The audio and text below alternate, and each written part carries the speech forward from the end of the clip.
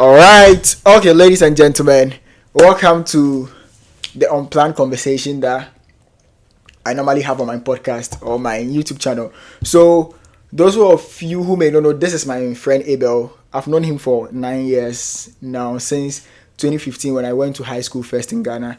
And it's been 3 years since we met each other after I left Ghana. So, when I left Ghana, exactly after I left Ghana, 1 year, exactly 1 year and a month, he also joined me in the US here. And today, we're going to have a very deep conversation. I've written down so many things that we would be talking about on this podcast. So this is a video you wouldn't want to be losing your focus on. This is not a video to, make it small and then be doing something. I need your full attention. I need you to just put this on your last screen and then watch everything, because you would love this podcast. You get to know so many interesting things as well. And then you can also reach out to him if you have any other questions, because he's very friendly. He likes talking to everyone. So yeah, Charlie, welcome back to my podcast.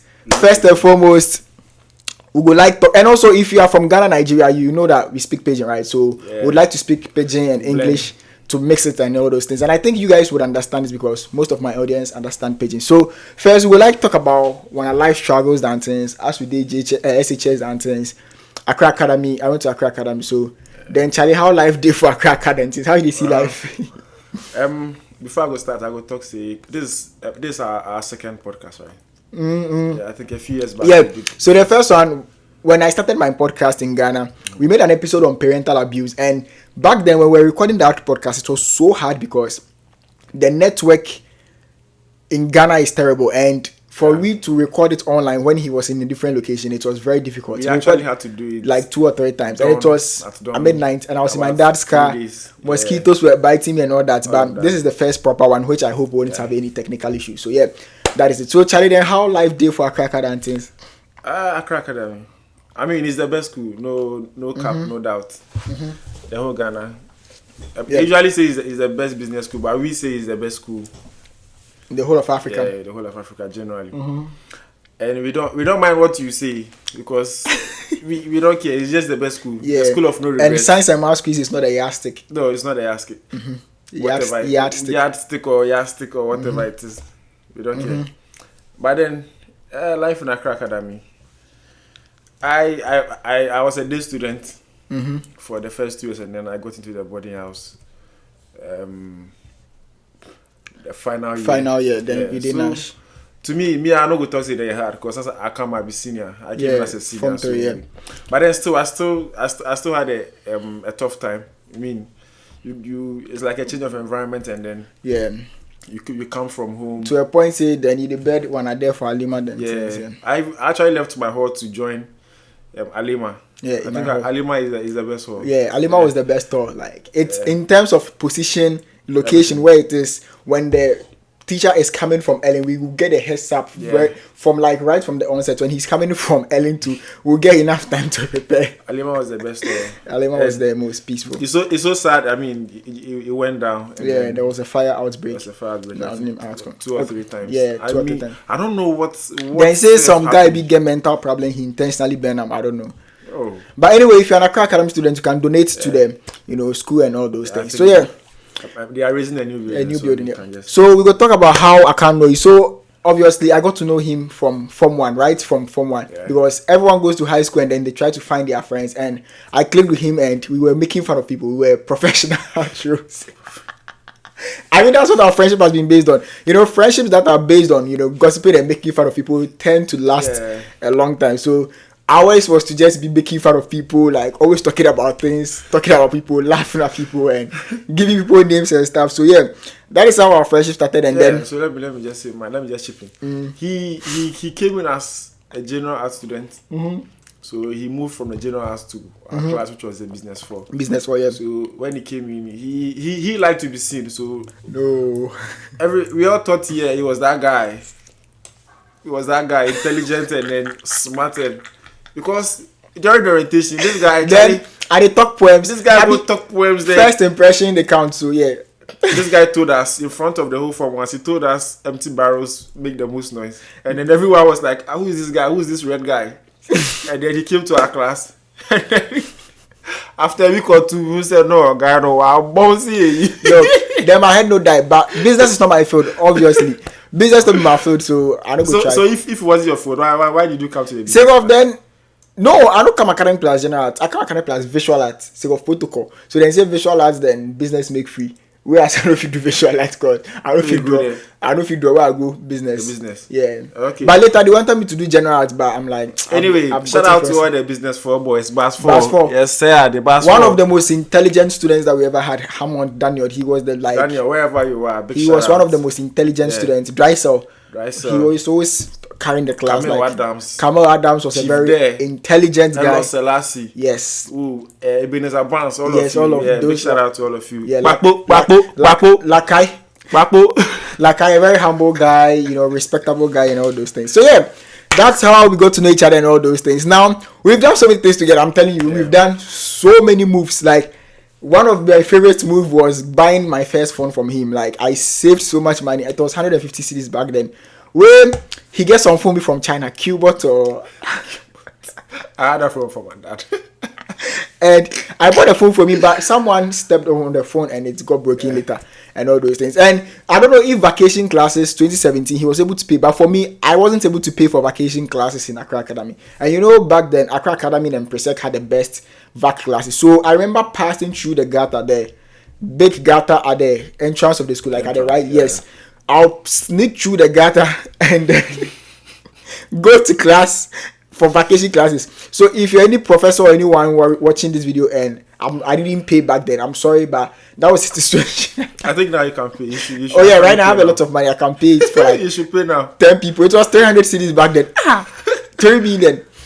300 and we used to struggle, and then we went through so many things. And one of the problems that we experienced in high school was the feeling of not being enough. Like we weren't among like the squad. You know, every high school has like the boys, like, you know, the level boys. They are always dressing with nice shoes and, you know, all those things. And we felt like we weren't part of them because Stan Smith and Tubula, those Presto, Fenty, yes, Nike Presto. Which ones?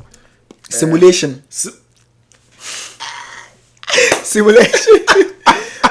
Simulation. Yeah, Simulation was a top shoe. We wanted to be like those people, but then it's like, you know, that's high school.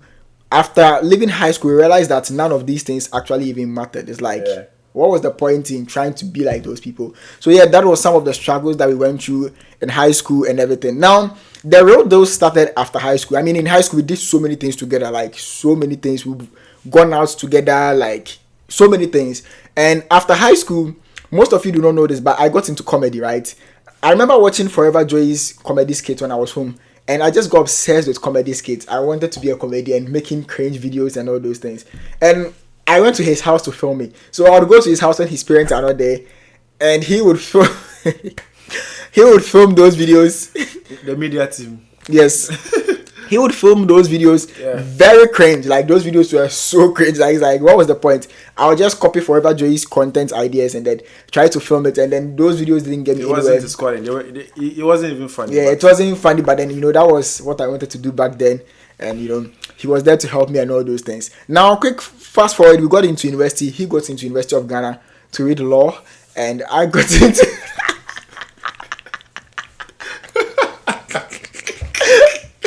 law. Continue. Nah, he went to Lagos to read business marketing. No. Oh, wait. You introduced me and I also introduced you. Just one. So he read law at University of Ghana Law School. Just introduce me. Abba Edibo.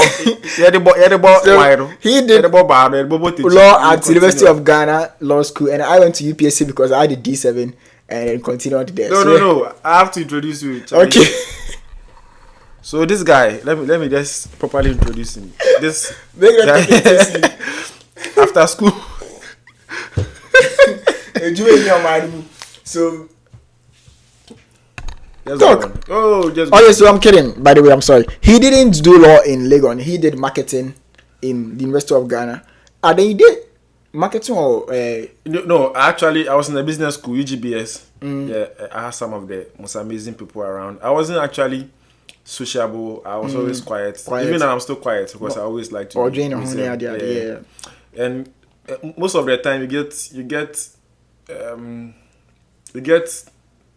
tagged as not friendly, but just maybe probably some shyness or something. So I was the UGBS. I didn't have Friends. Yeah, You weren't famous, friends. Youngson, some from senior high, and then a few others I had on campus. Yeah, so I was in AGBS level. I think the third year I majored in marketing, so I was in the marketing department. And shout out to some lecturers. Dr. Raf, you're a senior man. Yeah, right then lectures. Maybe you don't know me, but yeah, you are one of the biggest or one of the best lecturers. And yeah, a couple of others. Okay, so as we daily gone then, what be some of the struggles where you dey go? Because I know say you know really dey talk about your struggles and yeah. I always I like deal coded because even if man they struggle, but you for keep on. But yeah, we are not storytellers. Even now, some man still they struggle. Yeah, but, like right now, because people figure, it sets back. But you have to keep it bougie. Charlie, still now, yeah. So there will be some of the struggles where you feel some of the struggles. I wasn't a resident. Yeah. Yet. Yeah, I also wasn't a resident. I didn't have residency. I was patching a pent. So I came all the way from Kaswa. See, imagine Kaswa. So it was hard. Sometimes early mornings, late nights. But you still have to make it. You still have to make it because your future actually depends on them. And then food. Sometimes you have to go and patch. I think when I was level 100, I patched with a couple of friends. I don't want to mention names, but then I was in Say. Yeah, I was patching at Say. That was the first one with a colleague from high school. Yeah. So the struggle then was the porters. Yeah. Bro, if you can't enter, the way you go suffer before the porters go make you enter. Sometimes you have to sneak in and then sometimes even fight with them before you can get in. All of that. You see, it was a big struggle because sometimes commuting from Kaswa, it wasn't easy. With all this traffic and then you're a young guy. You started as teenager. I think by then we're 18, 19. I mean, going to back and forth and then with studies, with your own personal lives.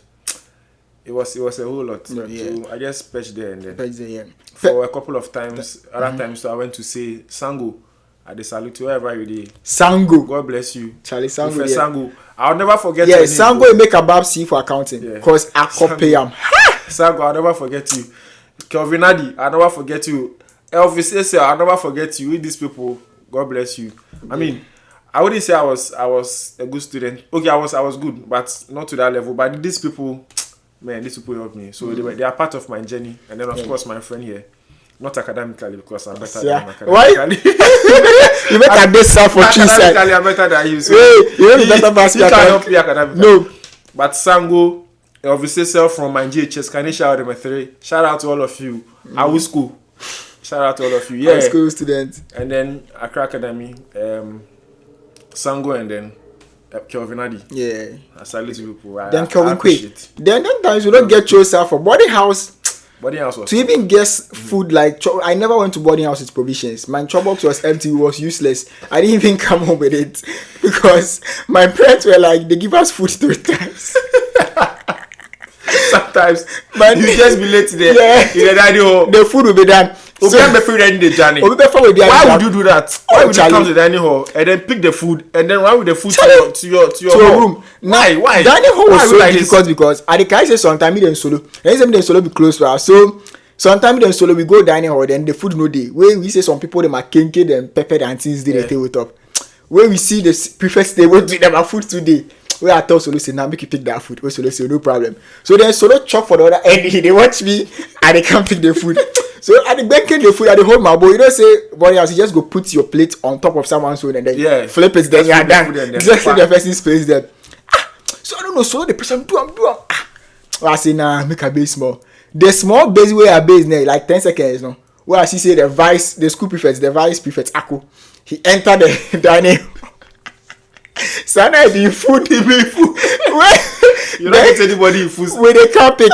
And that guy at that time he wasn't talking to us. He wasn't in talking terms with my friend and I because he said we disrespected him. So he was waiting for us to be in his trouble. So if we had taken his food at that time, it wouldn't have been good for us. But that was the struggle that we went through. I think there's a picture of me and Kelvin Quay eating one of the dining food. I'll put it on the screen or something. And so boarding house was very tough for us. We didn't have anything. We could go the entire term and we'll have just 10 cedis because our parents believed that they give us food in the dining hall 3 times a day. What are you using provisions for? So yeah, it was very difficult in high school and all those things. But you know, we looked at how people would come and get visitors on Saturdays or every 2 weeks, and then they give them food, like proper food. And I'm like, how are these people being visited with food? I remember they would visit people with proper food. They would give them food and money. And for me, when my dad comes, he just gives me advice and, you know, learn and this you have to get it is, you know, when they go for PTA meetings and they acknowledge some students, like this is sango. Oh, our parents take sango, rub on our face, son.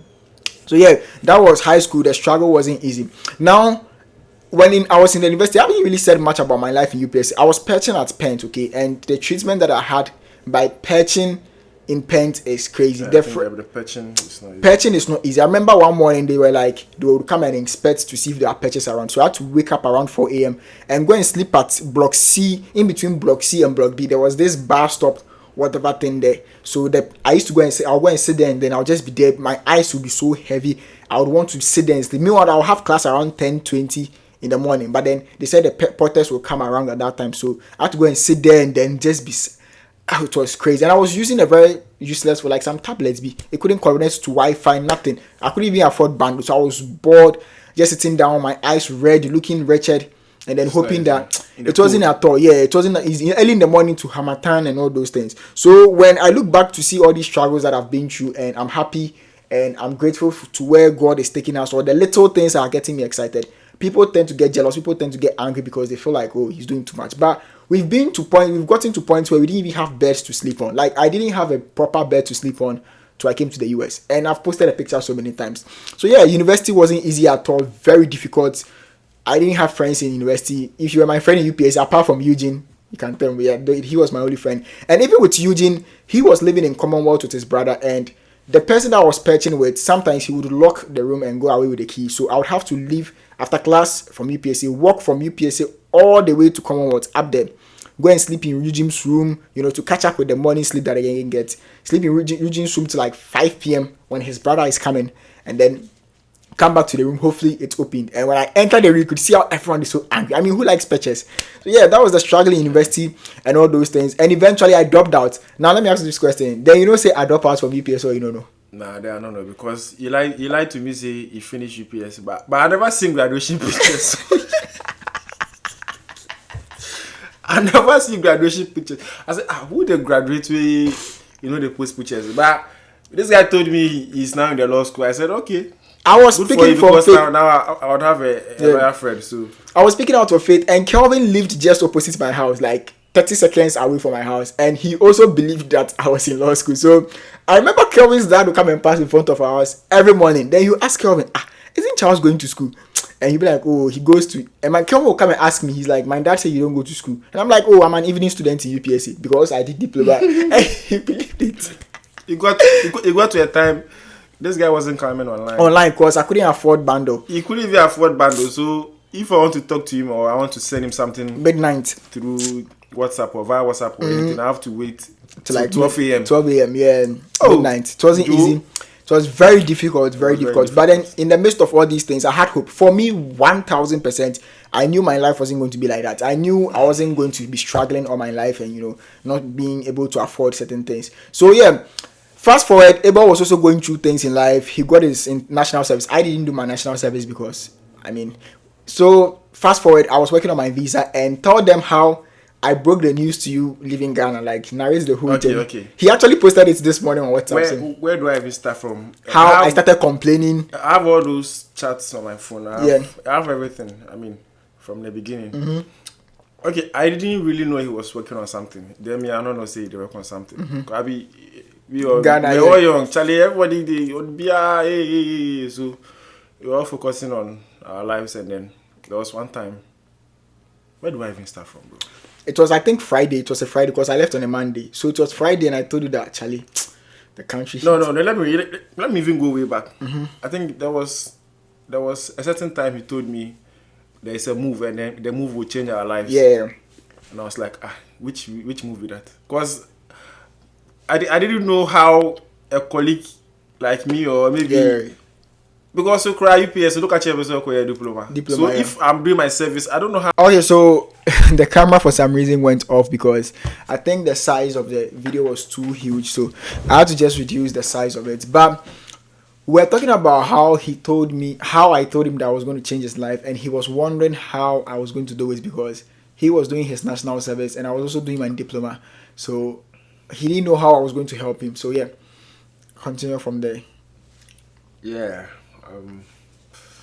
Because of the break, I don't even know where I got to, but yeah, then you make worried, you make confused how. Yeah. So as you say, you go help me.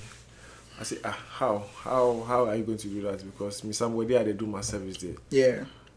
You tell me say you do diploma, so in a logical world, I mean.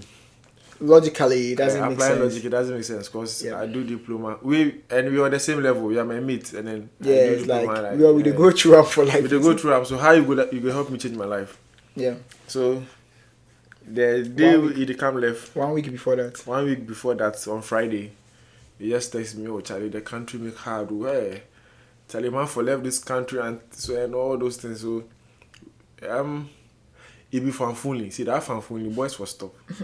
You boys for stop that fanfully. If you do go days before somebody go left, you just come fanful for your DM. Then he not even get passport. Say if how you do passport. Meanwhile, in visa make ready, they come go. That be the same thing with my guy do. The full and then Monday morning I dey go work, national service. Arise Ghana youth. I do go serve my country. Where I see, so I saw a video call. I was like, what's with this video call this early morning? And I picked the video call. He was at the airport, Kutuka. Already checked in. And he's sitting at the gate waiting Departure. for the flight. Charlie, it wasn't easy because I was pained. Not pained because my guy is leaving, but I was pained because we're all struggling together. We are going through the ups and downs, and then all of a sudden you just understand. And then I felt like he should have told me before anything. You see? Yeah, so that was why I was pained. But you think it has helped because I came to go through the struggles? Yeah, I think it's even the better option. Yeah, because he not telling me he went through the struggles, the ups and downs, and then he got to know the loopholes, and then we are still going through struggles. Yeah, the struggles it never stops. Even right now, we are going through something. Yeah, so the struggles after you get a visa to the place. Yeah, it's even more stressful and more worrying than before the process. Trust me, it's not easy, but it's better. It's going to help you build your character and everything as well. We are not storytellers, so we just of course the struggle. Okay, so what are some of the misconceptions that you had in Ghana, and how when you came here it has changed? I know there was one misconception. I thought that life was going to be smooth. I didn't tell you about. Yeah. Life is not smooth. Life is hard. Life is hard, and I've always been telling him that over here you can't be happy throughout. In a week, you will be happy, let's say 3 times, and then some 2-3 things will also mess it up, and then you become sad. It's like sometimes you just get a meal and then roller coaster of emotions. It's every day. Up and down. You miss your family. You miss Ghana. No doubt, you miss Ghana. I miss Ghana every single day. Yes. I've been here for a couple of weeks, about 2 months, and then I always miss Ghana. Yeah, we even got Ghana. We got jollof this morning, and it was terrible. Yeah. So I miss Ghana every time. I always say, if I get a chance, I'll go back. If I get a chance, I'll go back. But I really okay. Let me just keep quiet. But you miss Ghana, actually. You miss Ghana, it, and people will be like, the country is heated. You not miss it. This is why you miss Ghana. You imagine using your left hand for over 23 years in Ghana. Or let me put it this way: you've used your left hand all your life, and now, God forbid, your left hand is amputated, so you are being forced to use your right arm. Very uncomfortable. You would miss that left hand. You get it. No matter how stressful that left hand caused you or anything, you would definitely miss using that hand, and that's exactly what will happen here. You can never come here and not miss Ghana, unless maybe you are a criminal in Ghana and even that one you miss it, because the food here is like opposite to what we had back home. Everything is just, you'd miss Ghana so much, and you'd be crying. You check flights online, but then. But when you weigh it to the pros over here, you realize that over here is better, because yesterday we went through Times Square and we were just insulting politicians in Ghana. And me, I'm not scared to insult them because they deserve it. So you look at how there's a structure and there's a system over here. And when you look back home and you see how messed and how stupid every system in Ghana is. In the train, I was telling him how the train is so systematic that it can never crash. It is always on time. And in Ghana, there was a train. We had a train and a car intentionally parked in the middle of the road just to cause an accident. And you ask yourself, like, what is wrong with us? Like, what is the point? Because they want the train to crash and then just like for propaganda. I don't even know what's their problem. So yeah, you miss Ghana. No matter how bad Ghana is, no matter how terrible it is, you would miss Ghana. But then when you come here, it's worth it. I mean, the respect that people would give you when you come here, those who didn't even respect you, people who weren't even talking to you, would just all of a sudden start talking to you for the sake of you are in America. But they don't know the struggles and they don't know the pains that we go through. Like every day on our video call, we are like, Charlie, all the time. Like all the time. America is not through the roof. It's like always like this. Sometimes you can fall deep, like fall so deep, you are so confused. A new low from your lowest. And you don't know what is happening. It's like, what is the next struggle that is coming? What is the next struggle that is coming?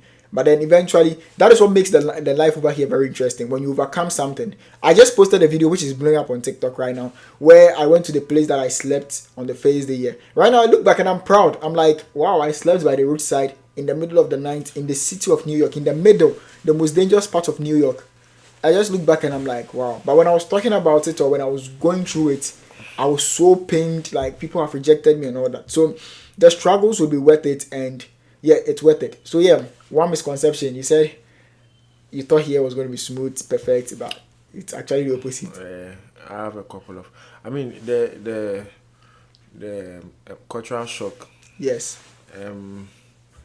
How people behave towards you here. You back. I mean, I'm not even saying it's bad, but I've not really had any bad experiences yet. For me, I've had a lot. There are a couple of things, like even to get something to do to get money, to earn yourself some money is not. It's very jobs are not you're a easy student to get. Yeah. And also you can't. It's not easy to get a job here. And then even when you come here, thinking about a few years ahead is even is stressing or is depressing because you don't know. You have limited time and then you have to squeeze everything into this limited time and then make sure everything works out for you. So it's hard. The language, your accent, sometimes your accent, yes. You speak, they don't hear. You speak, you don't hear. You have to speak slowly or faster or break it down.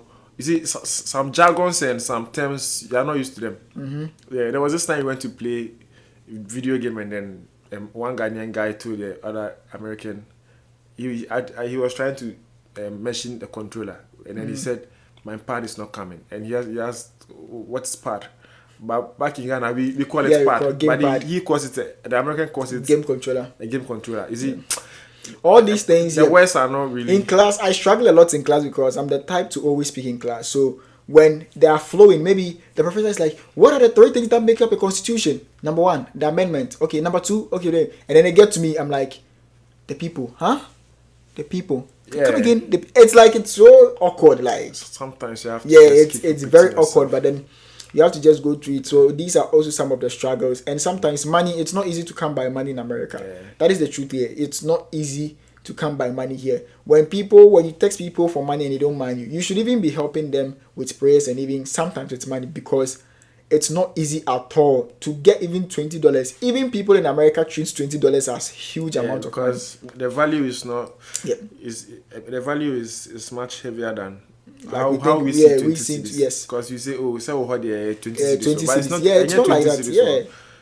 The value of $20 is someone's 2 hours pay in West Virginia. Someone earns $18 in 2 hours. So if you bill someone for 18, it's bad, right? So yeah, it's not easy to come by jobs in America. When you get a job, hallelujah. But when you come here your first semester, chances of you not getting a job is high. And I'm not saying this to discourage you or to make you feel like, America is hard. I'm telling you this as like a heads up that, okay, some child says it's not possible to get a job in your first semester. I'm not saying it's not possible, but I mean, when you come here, what are some things that I can do to make me money? And then you start planning ahead. Don't think that definitely when you come here first semester, you have a job, because the jobs people apply the previous semester. You were not here in the previous semester. They don't know. Yeah. They didn't even know that you were going to come here.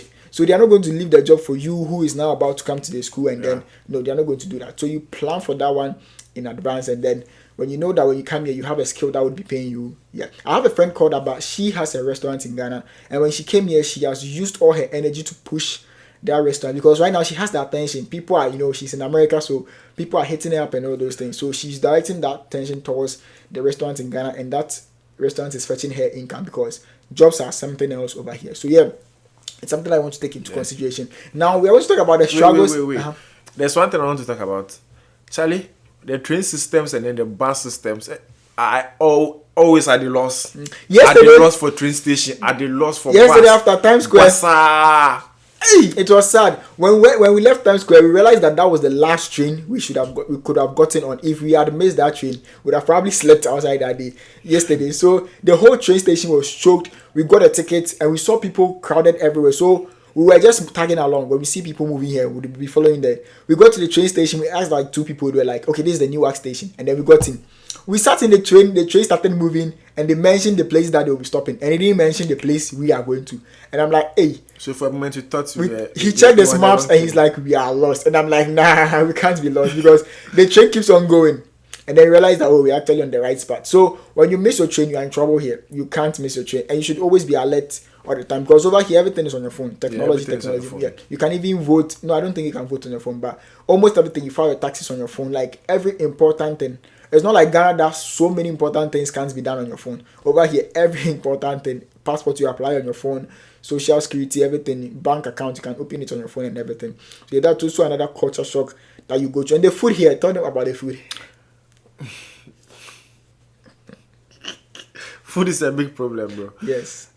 No, not to disrespect Americans or any other. They don't know cook. Okay, you see, you are from a different background and you've been eating African food the whole time. So when you come here, the food is quite difficult for you to eat. Mm-hmm. I've tasted some foods. Sometimes I don't like it. Sometimes in the beginning, I like it, and then somewhere along the line, I just can't eat it anymore. Yeah. Sometimes too sugary. Almost every food has sugar in it. Yeah, like pineapple and pizza. Imagine eating pineapple with pizza on it. Pizza with pineapple on it. Like how? But then that is the only thing you have, so you have to eat it with juice. The way the chicken is fried is different. The way the chicken is grilled is different. They don't add salt to their rice as well, so everything is different. So the food is very difficult to eat. And then someone like me who is very picky, yes, selective, any word, whichever fits, it's difficult for me, because even in Ghana I wasn't eating anything. It was difficult for me to eat. So I had to go through them for you. Yeah, so I've even lost weight. I wasn't even this. I was much bigger than this. Yes, yeah. Yeah, but I'm going through it. The food, bro, it's not easy. It's not easy at all. It's not easy, but then donuts, everything is so sugary here. It's sugary. Everything. I'm sure you'll be diabetes. Yes. Yeah. The sugar is too much. The sugar. You're always eating something with sugar and sugar cheese or sauce or something. Now we're going to talk about the struggles coming here. Everyone has to go through struggles. Struggles are the requirements of greatness. That is the law of this universe, and no one escapes it, right? So he also went through some struggles. The reason why he couldn't go through so much struggles as compared to mine was because I had gone through the process and I knew how to navigate it and all that. But some of the struggles was when we applied to one school in Michigan and he got refused, and that was the only school we had applied to. But before that, we had bought his visa forms, everything, so we were just waiting for a school to go for the interview with. And his interview was in June 12. Yeah, June 12. And as at April, we weren't even having an admission. The first school refused, second school refused, and we were just waiting. We were so confused. We had invested money and everything, and I think 3 or 4 weeks before the interview, exactly a month, I remember it was a month before the interview, we got one school, the school he's in now, which we can mention, right? So he got his admission to that school, and then God being so good, we prepared him for the visa interview. I didn't really prepare you that much. Like, we didn't really prepare like Kelvin did. Like, we didn't prepare him that much. We just kept on praying, and then the night before the interview, we did some small prayers. Like, I just prayed for him on phone. Didn't really struggle, went for the interview, and I think I had a dream days before that he has gotten his visa approved. And when you have it, I have a dream about something, it comes to pass. Mostly.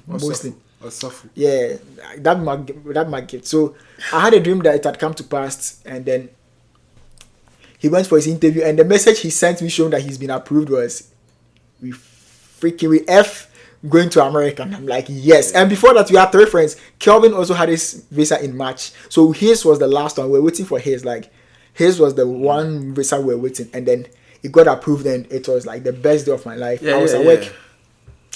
And so sad. Like, so would you want to share the experience, like your visa interview, the questions? The experience was, what should I say? How should I even tell it? Should I say brutal or... It wasn't really fun. The experience wasn't fun because you never feel okay.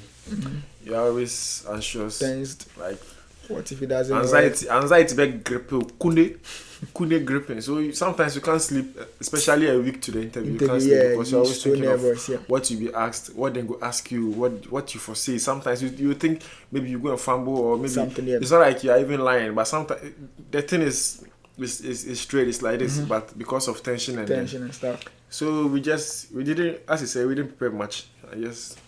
I mean, it was good. So we just left everything to God. I just went that day. And on that day, I had 2 big interviews. Yeah, I had a job interview too, which was very big for me. Yeah, and I think you got that one too. I got on the same day. So I was even confused, like, God, why these 2 dates on the same day? Like, why this visa date and then a big job interview on the same day too? And then, but... Anyway, shout out to Garnet, my Garnet team, my boss, Mr. Ernest, and then the team. Shout out to them. Being cheer free. How do you call Amanone? America, New York, New Jersey. Yeah, it's my boss. He helped me very much, Mr. Ernest. Mr. Ernest Amwabiotin. I salute you, sir. You helped me very much. I mean, wait. Let me pick up my boss. Yeah, so I had these 2 job interviews. I mean, I went. So initially, I went to the job one, and then I planned on going to the visa from there, but there was some delay, so I went to the visa first, and then when I got the visa, I came in with full vim, and I came to kill the other one. You understand? 2 bears, or 2 bears with 1 stone. Yeah, we see I said 2 bears 1 stone. I take kill and pakpa. So yeah, I got a tour. I didn't say I got a tour. I got a visa. And then the job. I don't know. I wouldn't say I got it, but I think I did well. Okay. The decision was for the management. Now before that, I chose the visa because come on, who would choose a job in Ghana over. It was a big job though, but I mean, I had to come to America. I had to have an experience where the system is working. Now before that, in Ghana, I used to give out free HIV/AIDS test kits. Yeah. Is it possible that people still get them for free? Yeah, they can still get them. It's still up and running. So formally, I mentioned Garnet. Garnet is Ghana HIV and AIDS Network. I was working with one NGO under them. I was working with the Unisfree Alliance. So with the Garnet, we were working on HIV and some other diseases too, like hepatitis B and malaria. But I was stationed, or I was mainly focused on the HIV, where there were test kits. I'm sure most people have received test kits from me, or they've seen me around talking to people. We talk to people about HIV, and then we encourage them to test the get tested. Don't be scared. They have to get tested. Don't be scared. They have to test it. So it's still running. I mean, if anyone wants an HIV test kit, they should just reach out to me or Instagram. I'll give you. I think there are volunteers that are working, and then if also you think you are hardworking and you can work with an NGO. You want to be a volunteer or anything, just hit me up. I'll give you his Instagram and Snapchat. Text me, and then, because we need people who are very ambitious, proactive, and all that, because it's a big project. Yeah, and then this year they are working on more projects too. So if you think you would want this opportunity, I mean, as I said, someone very hardworking, diligent, proactive, and all those qualities, and then has soft skills, we just get you on the team. You just talk to people about HIV, you share test kits to them, and then they test. Those who are reactive, we just try to link them to a healthcare facility so that they are put on medicine. Okay. People for not the fear. I don't know why you go fear. If they fear, they means you do things. Yeah, they do things. Imagine say you they fear, so you don't go check, but you get them. Yeah. Then the thing they increase in sounds they hurt you, they eat go inside. Then eventually go find out say you make worse. Yeah. Where you go fit check them, they know say it be early stages, so make a look. I think the problem with people will be the mental stress it comes with Yeah, it. But the is stress HIV it comes curable? Can you cure HIV? No, until now it's not curable, but then it's manageable. Very manageable now as compared to back then. Yeah, because now medicine day you go feel marry, you go feel born. Yeah. Yeah. If only you are put on right medication and then you take it accordingly. You'll be fine. So now HIV is not as scary as it used to be. Not anymore. So if any of my colleagues or any of the NGOs come to you with the test kit, don't be scared. Just take it and check it. Yeah. We actually give it to people to take home and then check at home. At home, and then you're in your own privacy or anything like that. Just check it. When you see the results, then you bring it, and then they call back for feedback. You just tell them the accurate results, and then they'll help you. They're a great team, and then they are doing wonderful. Very good. So we're going to talk about after the visa. We all know the excitements that came, and then the plans that we had and everything.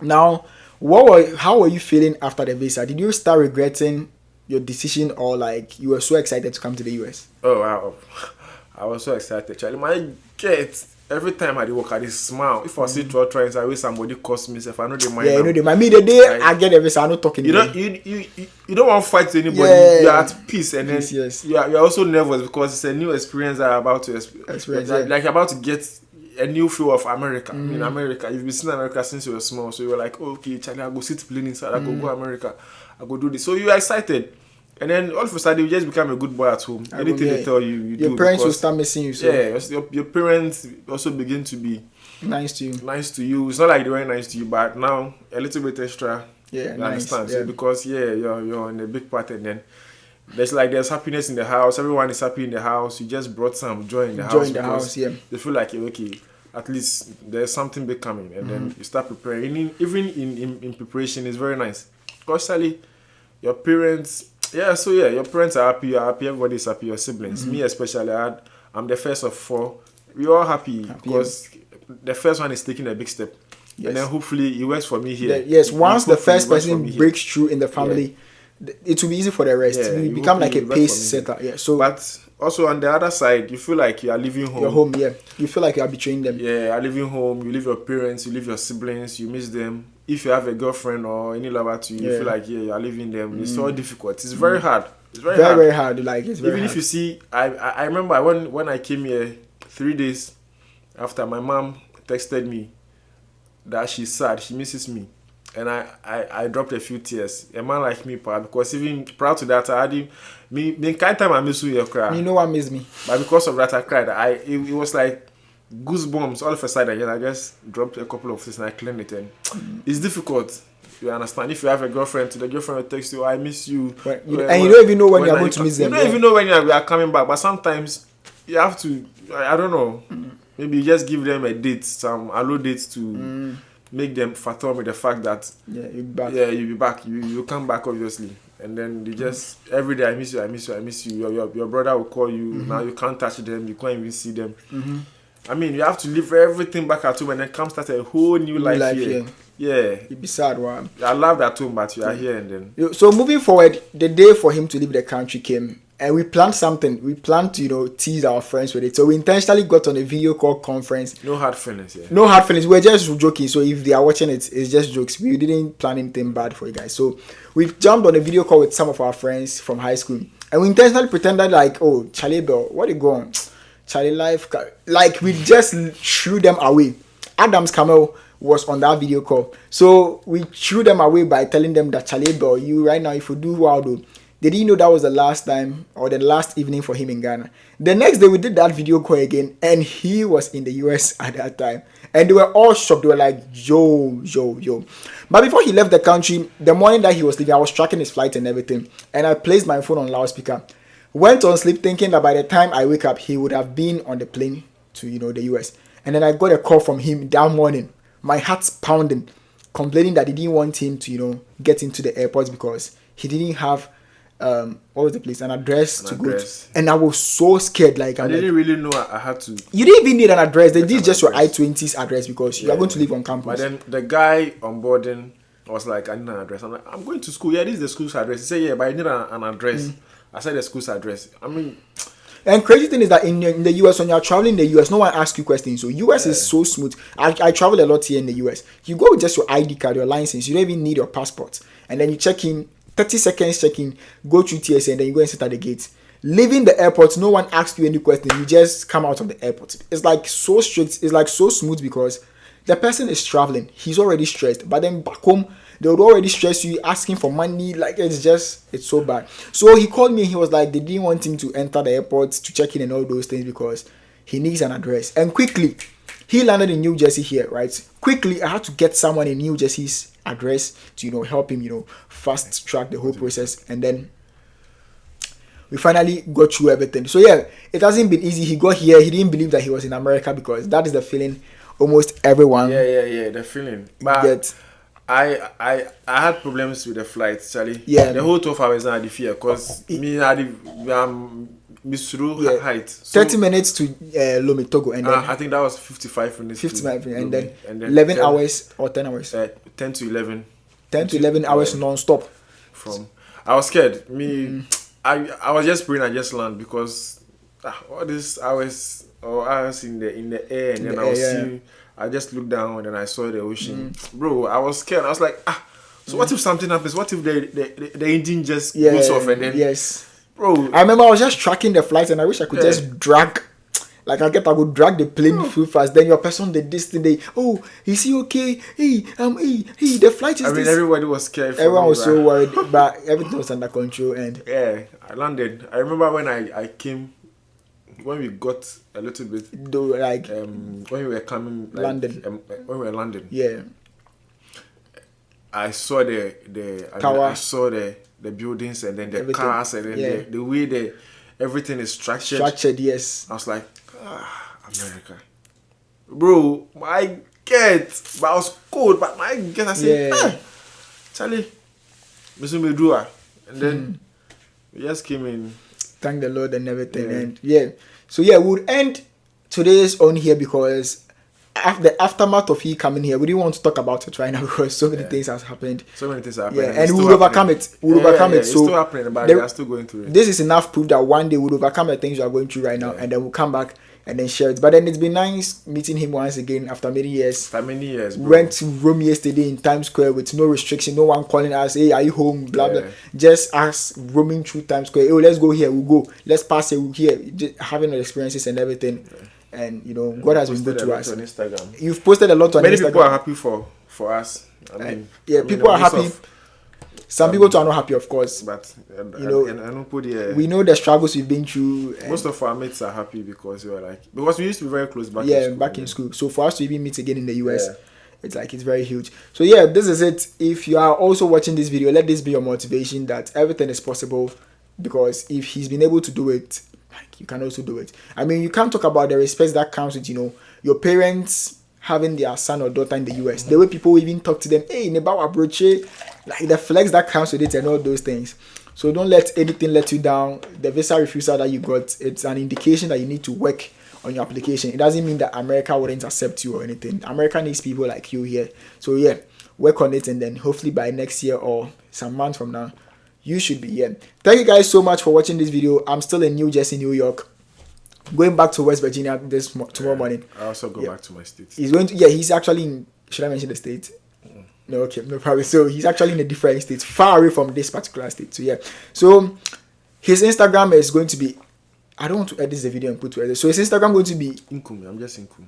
It's my surname. Just underscore Inkum. Underscore INCOOM. Yeah. So just hit him up. The DP is what? Benz or something like that. Yeah, I changed it. It's just a picture I took of my friend. I saw one friend, Charles. Yeah. Charles Ofe. Not this Charles. Charlie, for shout out to Charles. Friend, Charles Ofe. Charlie, his shoe is with me. I think the shoe is missing long time. My guy, Charles. There was this time we were working in BUBUASHIE because I grew up in BUBUASHIE. Yeah. BUBUASHIE around of K. Yeah, so he had this shirt, and then it was written different, hashtag different. So I guess it was a nice top, so I just took a picture of the top. It's different, and I just placed it. So the profile picture is different. So that's his Instagram. And you wouldn't want to mention LinkedIn because, understand. So Instagram is underscore Inkum, INCOOM. And you already know my Instagram. If you don't find him, just text me. I'll give you his Instagram. And then let's connect. Thank you guys so much for sticking with me. I'll probably post the Times Square vlog after this particular video because this video is very interesting. Yeah. Thank you guys so much for watching once again. And if you think this channel might help you, you would want to subscribe and then I'll see you guys in the next one. Sure. Thanks so much and peace out.